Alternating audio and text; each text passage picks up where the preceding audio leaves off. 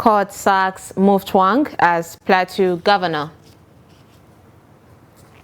Scores killed as Boko Haram ISWAP fighters clash in Borno. The federal government releases 4,068 inmates nationwide. And away from Nigeria, dozens killed as Israeli army continues pounding southern Gaza. Hello and welcome to Trust TV News Hour. I am Sumaya Abubakar. And now the details. The Court of Appeal in Abuja has nullified the election of Governor Caleb Mutfwang of the Plateau State in March 18th governorship election. A three-member panel in a unanimous decision on Sunday held that Mutfwang was not validly sponsored by the People's Democratic Party (PDP) as provided by Section 285, subsection 2 of the Nigerian Constitution.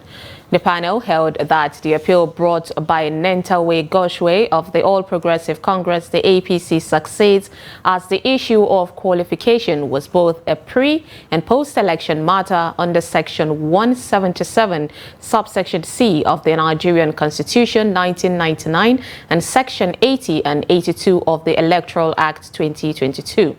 The panel agreed with the appellant, Goshwe, that the failure of the PDP to comply with the order of the Plateau State High Court Judge in suit number PLD J304-2020 between Beatrice B. Kaze and 11 others versus the People's Democratic Party and 24 others, directing it to conduct valid ward, local governments and state congresses before nominating its candidate for the various elective posts, and the Court of Appeal order in CA J193-2021.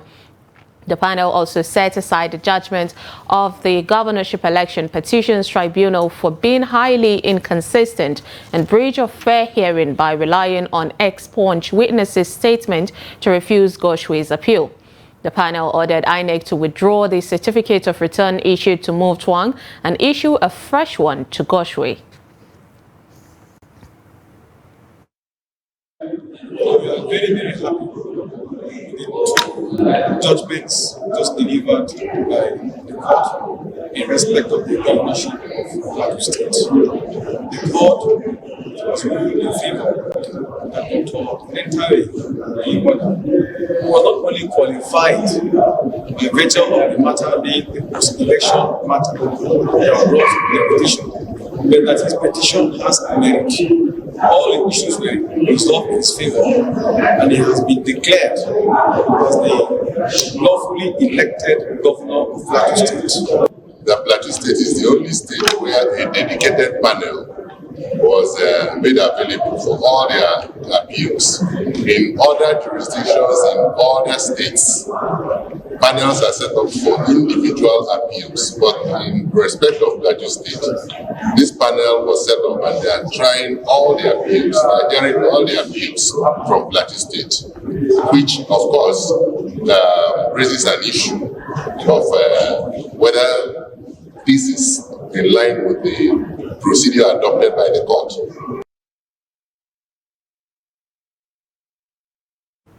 Now, joining us via Zoom from Adamawa, we have Barrister Sunday Wuriga, a legal practitioner. Barrister, what do you make of the quality of this judgment?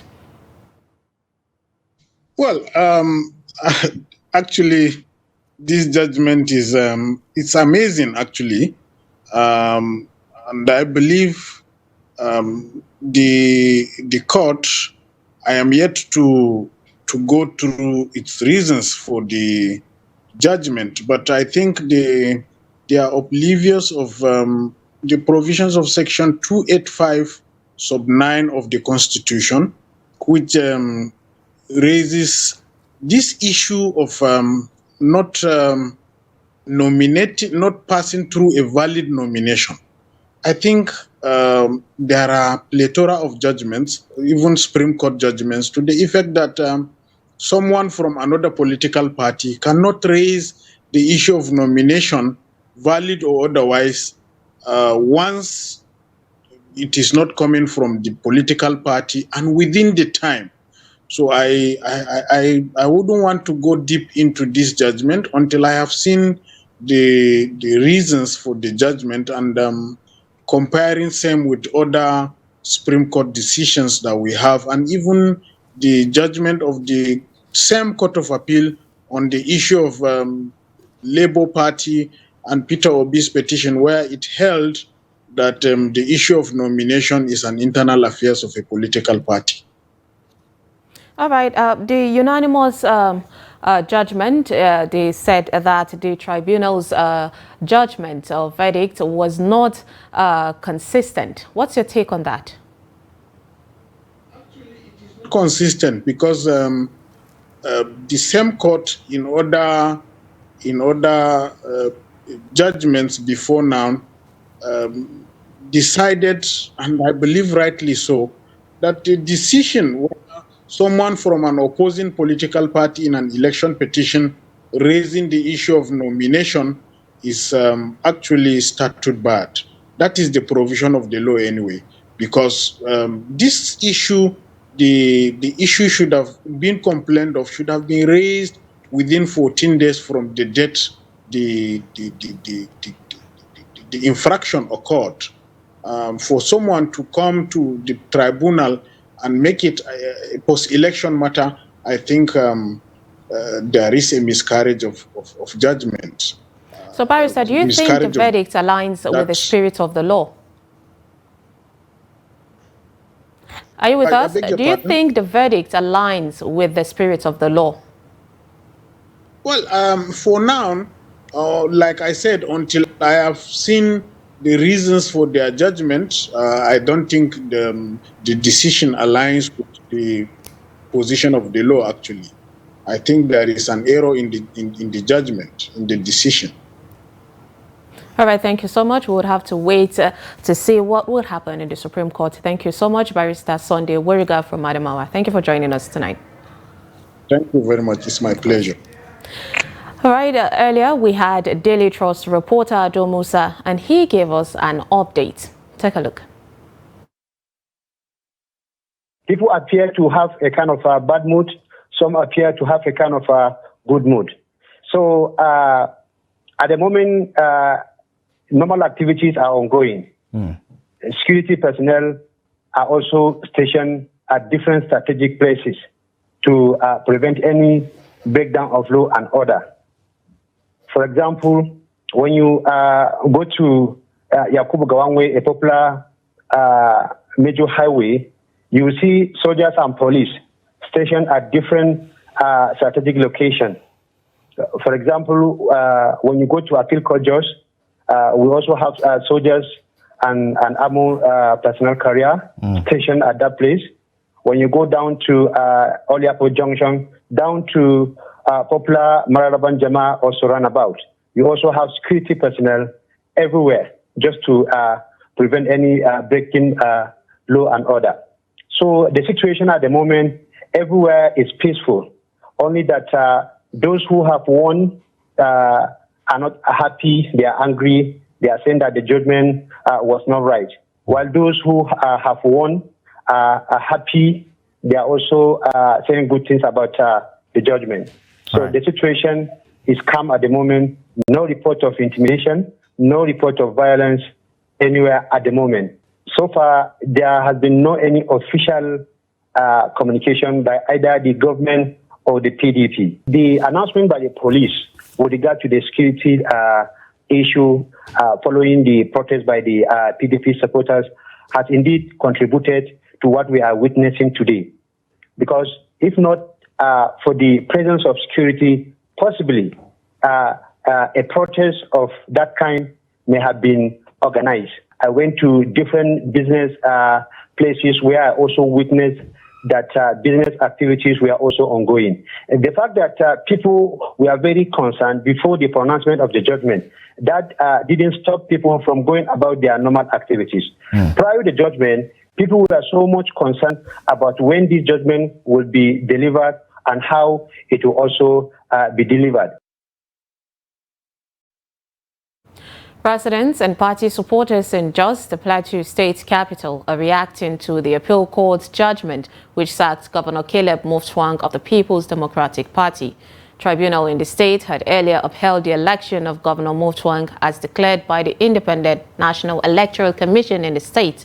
But the appeal court, in a unanimous decision on Sunday, held that Mutfwang was not validly sponsored by the People's Democratic Party as provided by Section 285, subsection 2 of the Nigerian Constitution. The court, however, declared the candidate of the All Progressive Congress, Dr. Nentawe Yildiwada, as winner of the March 18th governorship election in the state. Trust TV's Ado Musa takes a look at the situation in Jos after the pronouncement of the judgment. The report. This is the popular Yakubu Gowon way, known to be with a hive of activities every day. And since after the pronouncement of the judgment, normal activities are being witnessed. There hasn't been any report of violence at the moment, even though we have been seeing the presence of security personnel stationed at different strategic places to prevent any breakdown of law and order.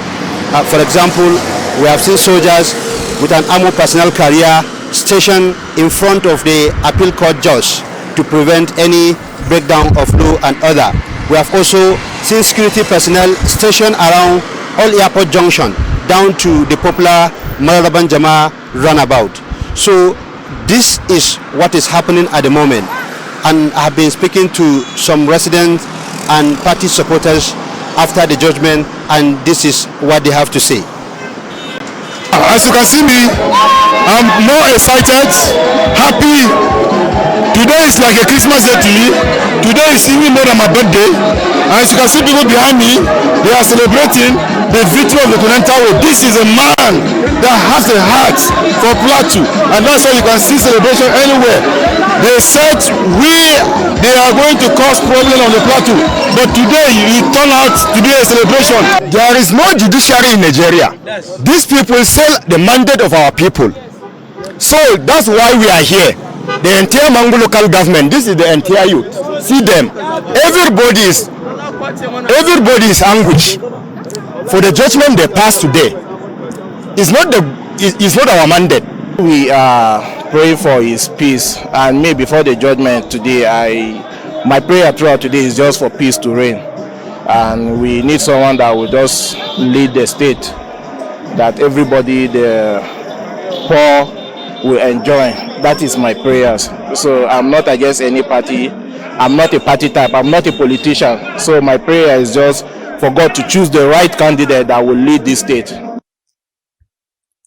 Governor Mutfwang is expected to appeal the judgment to the Supreme Court within 2 weeks as provided by the law. Ado Musa, Trust TV News, Jos.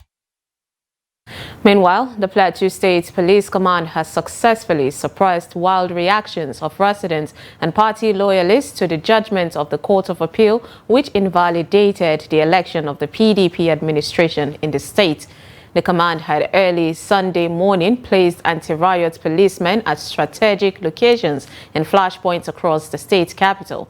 Daily Trust gathered that the policemen were placed on red alert to respond to any violent reactions from any quarters. The police were also under the instruction of the CP to prevent any form of protest as a result of the court's judgment. A police officer who pleaded anonymity informed Daily Trust that they will remain on the streets in the next 1 week to forestall any breakdown of the law and order.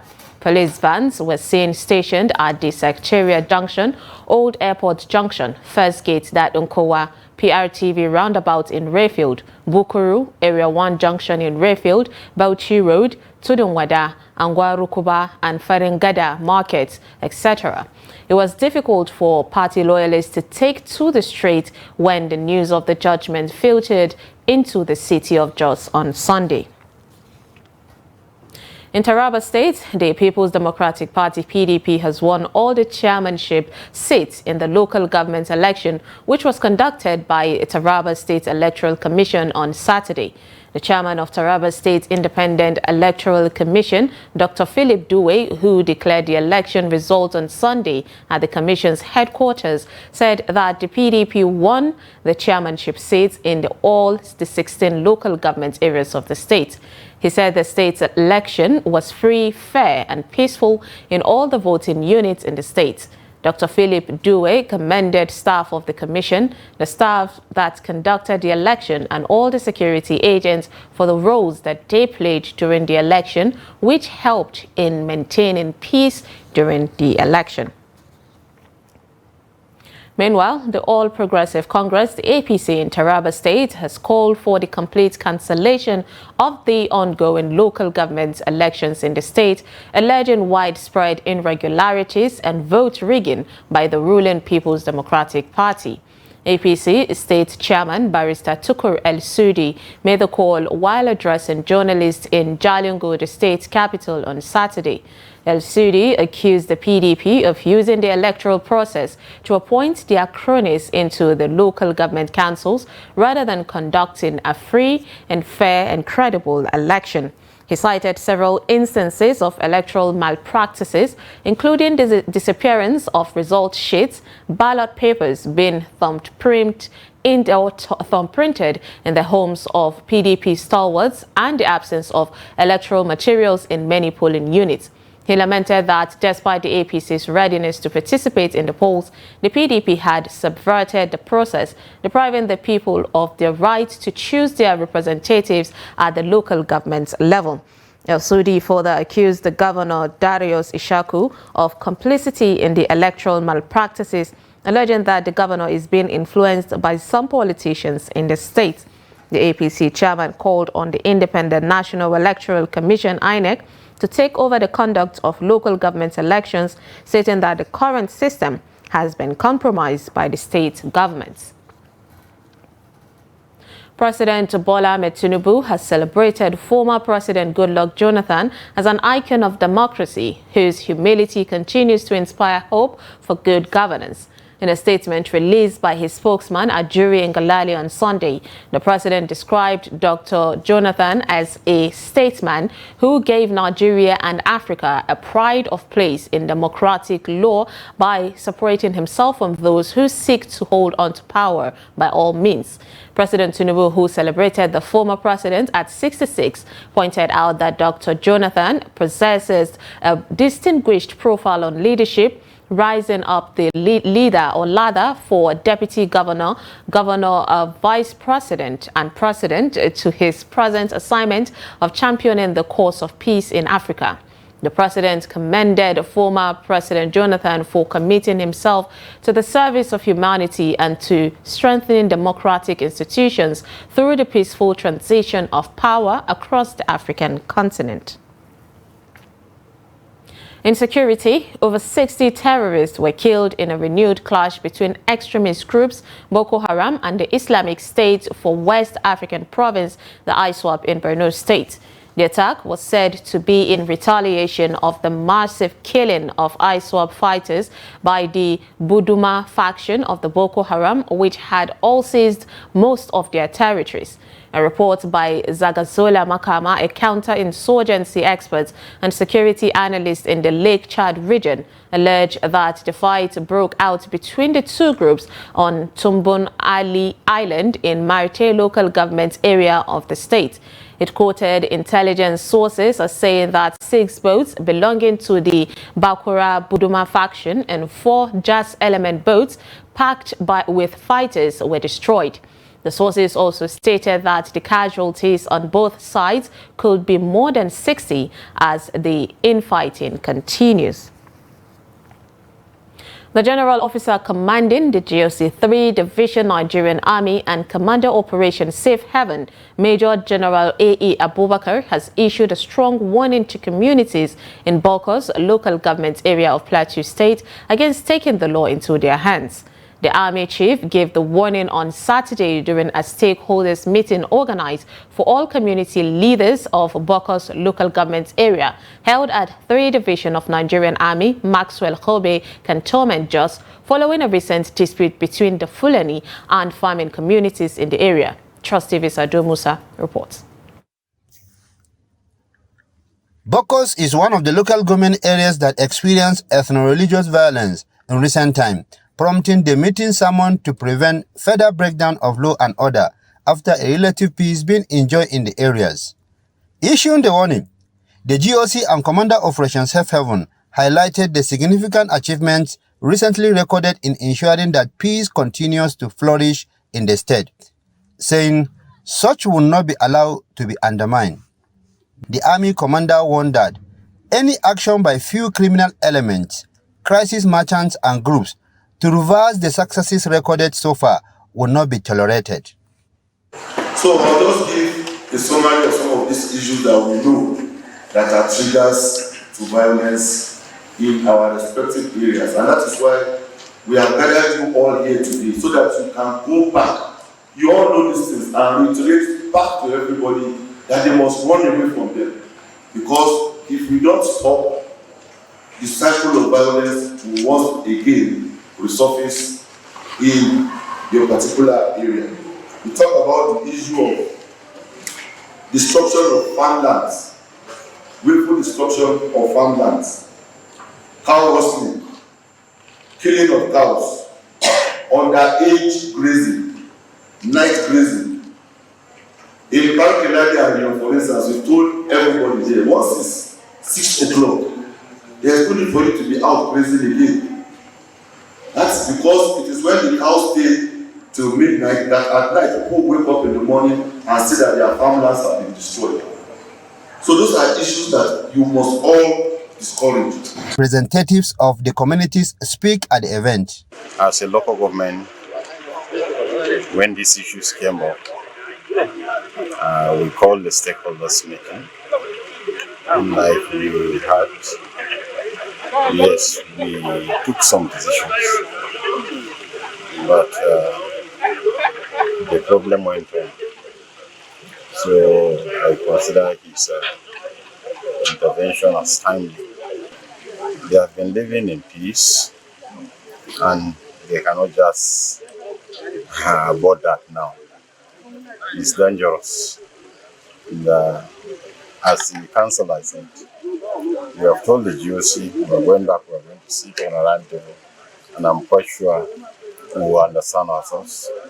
Peace will return to us. And the ideas that the GOC have given on the issue of family approachment, that anybody who was caught after paying, he should be jailed or should be punished by the law, is the idea that I am supporting, to make sure that this family approachment have stopped in Boko, because it is one of the things that problems, especially to we areas.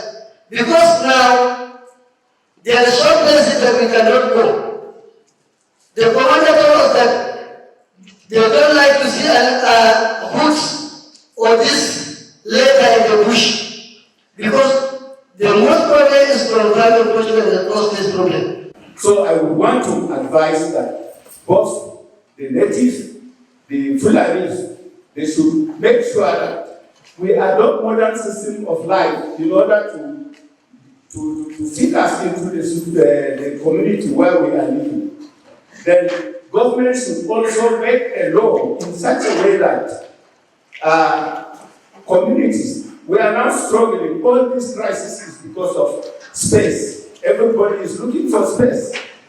And if cattle will be moving around, farm doesn't move, but cattle move. So this is why crisis is coming up. So please, my brothers, will we adopt modern system in order to make things easier for us so that we live in peace in the society? The GOC further urged the community leaders to cooperate fully with security agencies to identify and apprehend those responsible for instigating the violence, so as to allow peace to reign in their various communities and the state at large. Ado Musa, Trust TV News, Jos. You're watching News Hour on Trust TV. Coming up, we will tell you the story of Abuja's red light district and its booming market. This and more after the break. Stay with us. Develop this reputation as somebody who is difficult to work with.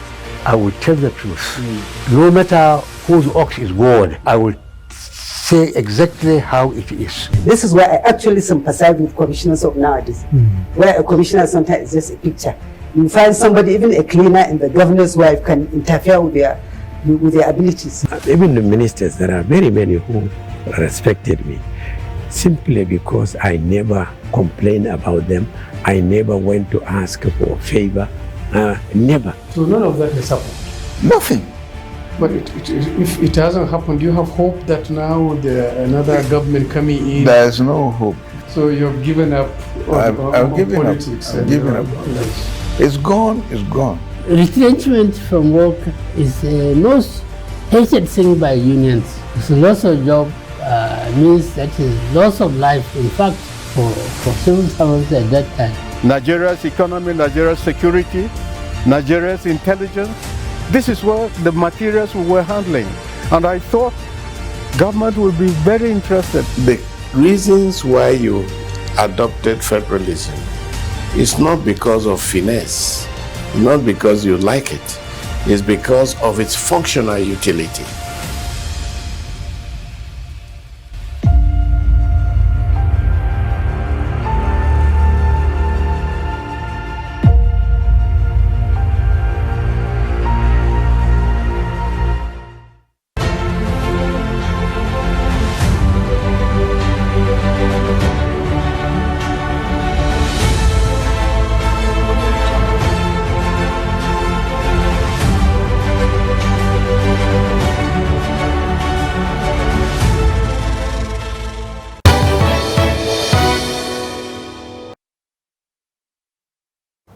Welcome back. If you're just joining us, this is News Hour on Trust TV. Here is a recap of our top stories.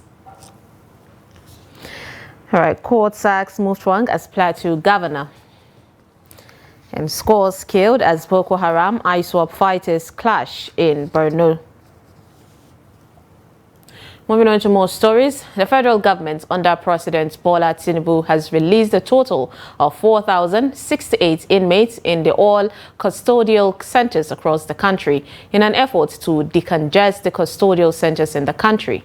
The Minister of Interior, Olubunmi Tunji-Ojo, said that the inmates freed were those held on the account of their inability to pay their fines as penalties for their crimes, can now regain their freedom following the payment of their fines by the minister and other corporate bodies. The report.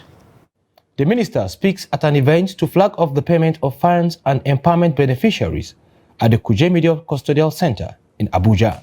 Our correctional centers must be reformatory, rehabilitatory, and of course, must protect the dignity of the inmates. Comptroller General of Corrections, Haliru Nababa, said the release of the inmate was in line with the commitment of the Minister of Interior, Olubunmi Tunji-Ojo, to sustain the ongoing reforms in the paramilitary services in the country. He noted that overcrowding of inmates has been a perennial challenge faced by the NCOs, saying the federal government's gesture will go a long way to decongest the custodial centers across the country. This sole initiative of the Ministry of Interior under your programmatic leadership has set a very laudable pace for individuals, corporate entities, and other stakeholders. Also, representative of the Prison Rehabilitation and Welfare Action, Barrister Ogechi Ogu, emphasized the need for effective administration of criminal justice, while she called on judiciary, police and Ministry of Justice to rise to the occasion. The need to address the issue around congestion. So what this simply means is that it is expected that all the other agencies of the criminal justice system should take clue from the Ministry of Interior and do the needful. May God continue to minister to him. May God continue to direct him. The all inmates are so happy. We are so happy so much. And then what we need for the government to also, we need the government to also embrace us as they see us. Let them support us. The highlight of the event was the flag-off of the release of 4,068 inmates with the option of fine and compensation nationwide by the Minister of Interior. The Niger State Emergency Management Agency has said that 4 dead bodies of the victims of the boat mishap in Shiroro local government area of Niger State have been recovered 4 days after the incident. Ibrahim Audu, the head of information and special duties, said in a statement that those whose body were recovered were Farida Mantari, Sharhabillah Sagir, Abubakar Sadiq, Naima Ibrahim, Amina Safaratu Ibrahim, Sadiq Ibrahim, Rafia Yakubu, all from Zangoro village. He said names of the two of the victims were yet to be established. Daily Trust had reported that a boat with 34 people on board capsized on Thursday evening, killing 10 people while 24 were rescued. The passengers, mostly traders, included 20 male and 14 females, among whom was 8 female children and 8 female adults. Others who were 2 male children and 18 male adults. Audu said the victims had been buried.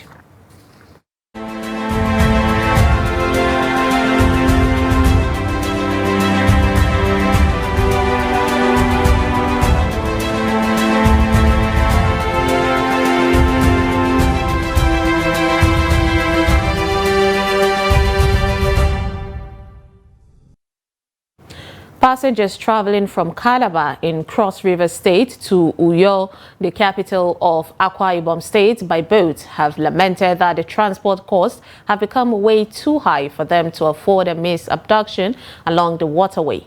There are indications that the astronomical increase is as a result of passenger traffic on that water route due to the very bad state of the Calabar-Uyo Federal Highway, which has been in deplorable state for many years. Both services have reportedly increased with more travelers to Akwa Ibom, Abia and adjoining states patronizing the watercraft services following the deplorable nature of the Calabar-Uyo Federal Highway amidst the surging crimes on these seas, especially around the Calabar Marina Beach, Oron Beach and Creek Town and Adiabo beaches. 2 passengers traveling to Uyo through the Oron waterway, Priscilla Akpan and Fidelis Umo, both low-income earners, disclosed that the fares have been doubled. According to them, the trips from Calabar to Oron in Akwa Ibom State, for instance, now cost 6,000 naira from 3,000 naira.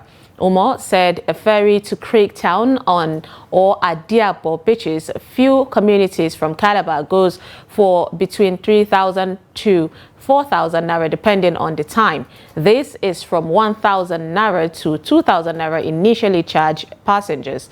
According to analysts, commuters and passengers have suffered losses in unquantifiable terms along the highway each day, with many motorists and passengers spending longer hours and days before getting to their destination. Criminal activities have also been reported to be on the increase on the deplorable Odukpani axis of the Calabar-Uyo Federal Highway, just as lives have also been reportedly lost due to the mechanical glitches of the vehicles. Increase in the price of petroleum motor spirit, also known as the PMS, in Makurdi and environs is raising concerns amongst residents. With the Yuletide season across the corner, Makurdi residents are worried over the development, which could worsen if the government fails to address the challenge. Trust TV's Jimmy and Sunday reports. Petrol is an essential energy needed to power vehicles for movements of goods and services, in addition to running small businesses that are dependent on generators. However, following subsidy removal, price of the product has more than quadrupled, making it a source of concern for Nigerians. Not easy. Like now, all the cars in the park, they are not even loading. People are not even coming because of the difficulty. So the masses are suffering. You can see the masses are trekking up and down. There are no vehicles. Look at the people that are parked in the park. So it's not easy for us today. It's quite a difficult situation. It's biting hard. I'm feeling it. Prices in the market are high. So it depends on your background and your income. So some would be able to afford, but I don't think it's every family that can afford. While awaiting effective government measures to cushion the impact of the subsidy removal, residents say they are hoping the Tinubu administration will come up with an enduring solution to the hardship being faced by the citizens in the face of current troubling economic realities. The way I'm seeing the economy of Nigeria now is becoming deteriorating, very, very deteriorating. And so To even eat on daily basis is a very big task to parents. And so I want to advise the government to do something to this economy. If not, we are dying. I want government to do something about human being and human everything with the human, so that everybody must be there. Because it's not one person stopping to be there. Everybody's supposed to be there based on human being. As the country grapples with huge unemployment and lack of job opportunities, more Nigerians now have fallen into the multidimensional poverty bracket, making it imperative for policymakers to reverse the negative trajectory. Jimmy Azande, Trust TV News, Makurdi.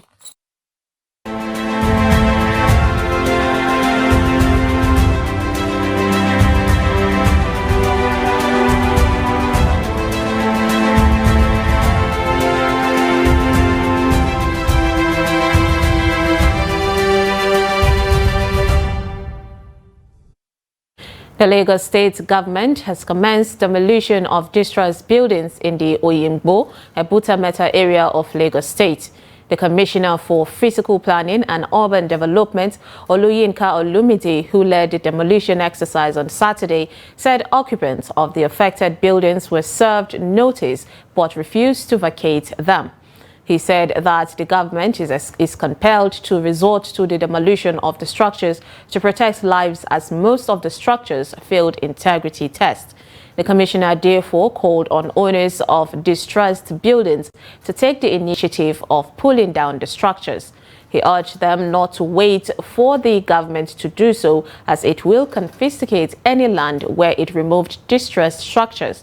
The General Manager, Lagos State Building Control Agency, the last Baka, architect Gbolahan Oki, added that the demolition of the distressed structures in the area has become a necessity, considering the danger that the buildings pose to other adjoining structures and the lives of the residents. Oki also compelled and appealed to the Lagosians to feel free to always inform the government about distressed buildings and other physical planning infractions noticed within their neighborhoods. Youths in Baranda community, Dutse local government area of Jigawa State, have found alternative means of livelihood through irrigation farming. This came amidst the lingering economic crisis bedeviling many homes across Nigeria. In this report, Trust TV's Adamu Imam takes a look at how dry season farming gives hope to the people of the area. The report. The socio-economic challenge prompting rural-urban migration is gradually becoming history as a result of irrigation farming engaged by many unemployed youths in Baranda community. District head of the community, Malam Isa Muhammad, told Trust TV that now his subjects can contribute to the gross domestic product of the country with agricultural boost in the area, which also guarantees economic sustainability. Irrigation farming is evolving by the day, especially with improved seeds for cash crops like carrot, which is also lucrative. It's capital in nature. At least now I invested not less than 596,000 naira for carrot seed alone. So if you want to thrive in this, at most 1 million naira should be kept aside to see the profit margin at the end. But we need government presence here. According to Isa Baranda and Hassan Mahmouda, dry season farming has paved way for many people to eradicate poverty that is so rampant in many communities, especially in less developed states. Noting that irrigation activities is capital intensive, which requires support to thrive. Now that many youth in Baranda have resolved not to go out looking for greener pasture, this is our major occupation. We get food here, build shelter, taking care of family members. So irrigation business has built our confidence in Baranda. We appeal to government to come and establish cash crops processing company here in Dutse.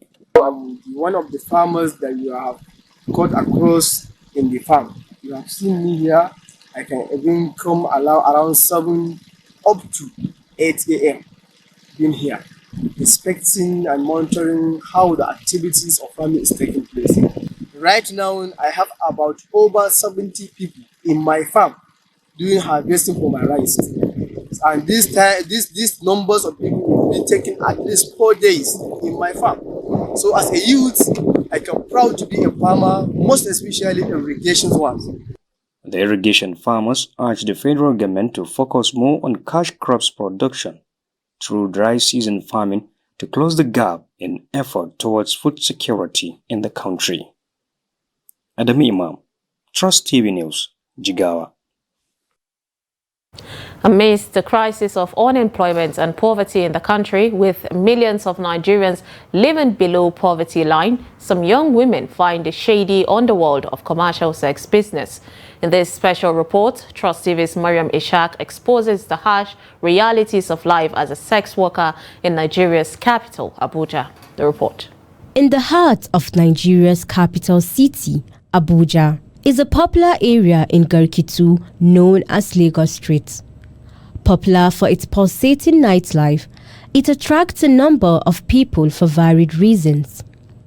But beyond the trade and leisure lays other vices perfectly masked in the darkness of night. The red light district is dotted with brothels and clubs, which serve as havens for both commercial sex workers and clients. Joy, not her real name, is a 32-year-old single mother of one. She has been in this business for 8 years, with little more than nerve-wracking experiences to tell for it. For other commercial sex workers also, this moral compromise comes with dire consequences. The man, he picked me from drumsticks and we are going towards, he told me that we are going to Gwarimpa after we reach area 1. Then you now remove his gun. After we don't already do everything that we're supposed to do inside the car. So he can still revise the motor again to Apura and about. When we reach transformer, he now remove his pistol. He want to shoot me that I should go out of his car. So I have nothing to do now. I have nobody to help me, only God to help me. So I just dropped out of the car and in the midnight there was nobody there. I have a friend who was into this same prostitution. She is in a terrible state now. When she started, she had everything going for her, but now she is in a pitiable condition. Before now, she has a car, but now she doesn't even have anyone to give her 500 naira. Some people visit to help her. She is suffering from different illnesses, ranging from HIV and paralysis. This is a result of prostitution. Though these drops of tears could suggest regret, these women are nudged on by hard drugs and pimps. Aliyu, not his real name, is a pimp. To be honest, it is not really much. Sometimes we make 2,000 naira or 3,000 naira, but if you are lucky, you could get 5,000 naira. There are some women that come to meet me, while I meet others on the way through business because I like to wander. I visit places like Durumi, Wuse, Mabushi, Kabusa and other areas. I may see a lady and pimp her to any interested man, and they will ask me to take them to the location. We have access to 16, 17 to 18-year-old girls. There are health hazards in sex trading. First and foremost, we'll talk about the sexually transmitted diseases because of course, most of them will want to go with protection. They would like their partners to be capped up, they wear their condoms, or they could be on diaphragms themselves, but some of their patronizers might insist on having raw sex, and sometimes they even oblige to this, leading to a lot of sexually transmitted diseases, the HIV, the syphilis, the gonorrhea, chlamydial infection, so much of them.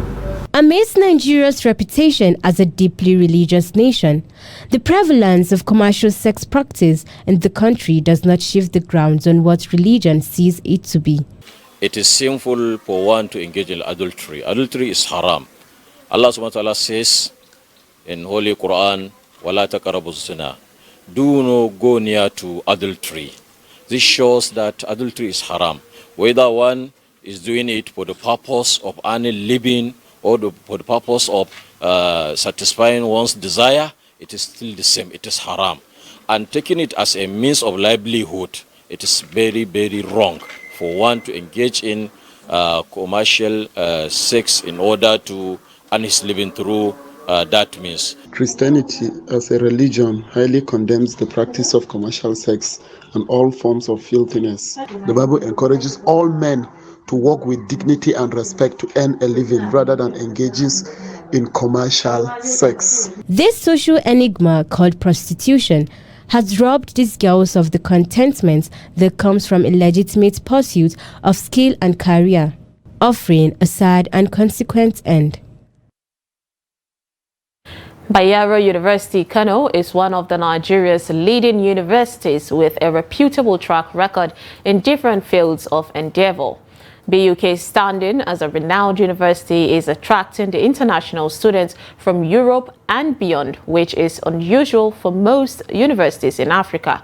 In this report, Trust TV's Salim Omar follows the academic pursuit of foreign students from China and Germany studying Hausa language at the famous institution in Kano. The report. Marka, Nafisa, Habiba, Larai, Baraka, and Zahra are all Chinese nationals with their real names in their native dialects, but have adopted these Hausa native names for themselves because of sheer interest in the language.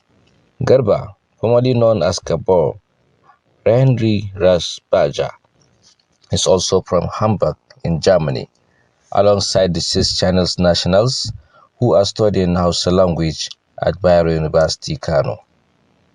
Dressed in the local attire and emulating the cultural and traditional ways of the people, one can only identify these individuals by their skin complexion as they mingle in the midst of residents. Lodged at the old campus staff quarters of the university, they are adequately catered for with security and mobility. An 18-seater bus was provided for their transportation to and fro whenever they have lectures, which usually takes at the new site campus some few kilometers away from their place of residence. Birnin Tianjin a ƙasar Sin. Ina koyon harshen Hausa a cikin sashen harsuna Najeriya. Muna koyon harshen Hausa a nan. Harshen Hausa shine harshe ne cikin dogon tarihi, cikin dogon lokaci. Mun sami sha'awa a nan. Ina son wani karin magana ana cewa sannu ba da hana zuwa. Like many other educational institutions that have achieved excellence and recognition in countries around the world, Bayero University Kano has been blessed with admirers and slot seekers to read one course or the other and tap from its vast spot of knowledge.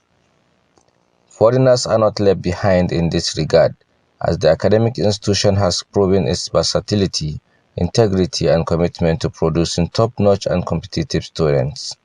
It is rivaled among its peers, which makes it more attractive to communities and individuals around the world. One thing that cannot be taken out of this skin is the aspect of language, especially one spoken in its domain and local dialect, Hausa. Wanda ake jinsa cikin salo na yawo, hankali domin isar da sako da kuma zaben kalmomi da jeranta su. Over the years, BUK has graduated more foreign students year in, year out from different faculties and departments, and the Hausa language is one focal point where you find these individuals more. These foreigners said they are purely in Nigeria and BUK to learn the language for the love and interest they developed for long. Speaking, one of their lecturers, Kamilu Dahiru Gomaja, who spoke on the development of the language worldwide, said the students are trying as they can already read, write, and speak. Hakika mu ma muna jin daɗi da yadda mutane misali. They are actually improving in learning the language.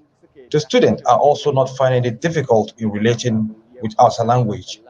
which they said has become part of them. Bayero University is one of the pioneer universities in the country to award a degree in Hausa studies. And as a foreigner interested in learning the language in Nigeria, one has several options available. Hausa is widely spoken in northern Nigeria, and there are various institutions and resources that cater to language learners.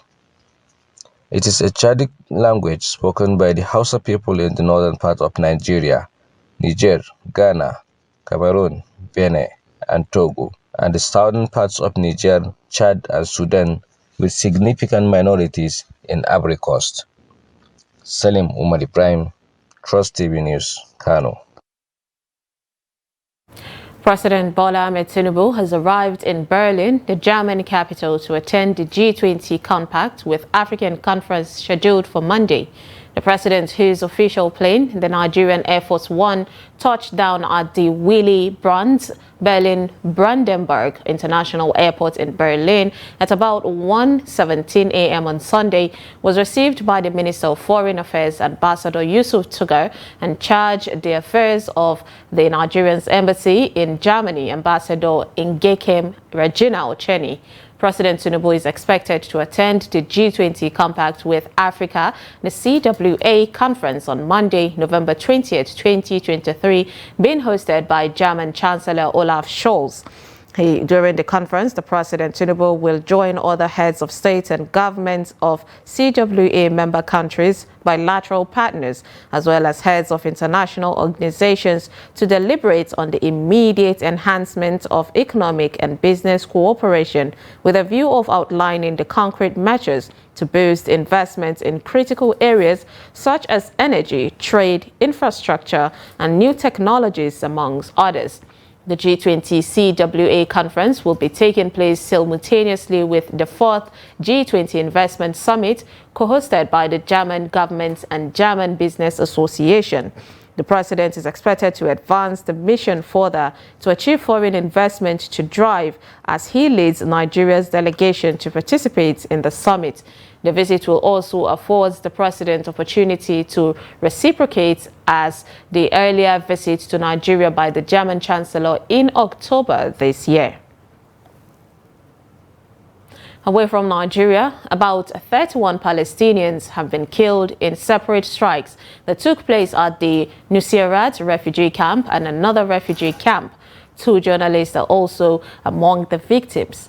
Dozens of people, including children, have been killed in Israeli air attacks on unrun schools in northern Gaza. Witnesses have described being forced to leave Al-Shifa hospital despite Israel claiming patients, medical staff, and war-displaced people left voluntarily. At least 12,000 people have been killed in Israeli attack on Gaza since October 7th. In Israel, the official death toll from Hamas attack stands at about 1,200. In sports, Max Verstappen fought back from a 5-second penalty with a damaged car to win a gripping Las Vegas Grand Prix. Verstappen, his teammate Sergio Perez, and Ferrari's Charles Leclerc swapped and re-swapped places throughout as they fought for the podium positions. Verstappen moved into the lead with 16 laps to go, but Leclerc's passed Perez back to the final lap to secure second. Verstappen was penalized 5 seconds for forcing Leclerc off track at the first corner, suffered a damaged front car wing in collision with Mercedes' George Russell, and made an extra pit stop than Leclerc's under a mid-race safety car, the second in an action-packed race. Tiger Woods is set to return after 7 months out when he plays in the Hero World Challenge in the Bahamas. The 15-time major winner has not played competitively since withdrawing from the Masters in April, after which he had ankle surgery. The 47-year-old American is host of the Hero World Challenge at Albany, a 20-player invitational event that begins on November 30th. Woods will take the 20th and final playing place in the PGA Tour event. He is joined by exemptions Justin Rose and Lucas Glover, while the likes of Scott Scheffler, Jordan Spieth, Matt Fitzpatrick and Victor Hovland are also taking part. Woods withdrew in the third round of the Masters in April and had surgery later that month to treat arthritis linked to injuries suffered in the 2021 car crash that sidelined him for nearly 14 months. He has struggled to walk courses for 4 rounds since the accident, but recently he caddied for son Charlie in a 54-hole tournament. He shares the record for PGA Tour victories with Sam Snerd at 82. With that, we wrap up News Hour on Trust TV. Do not forget to follow us across all our social media platforms and join our YouTube live stream for more news programs and documentaries. I am Sumaya Abubakar. Thanks for watching.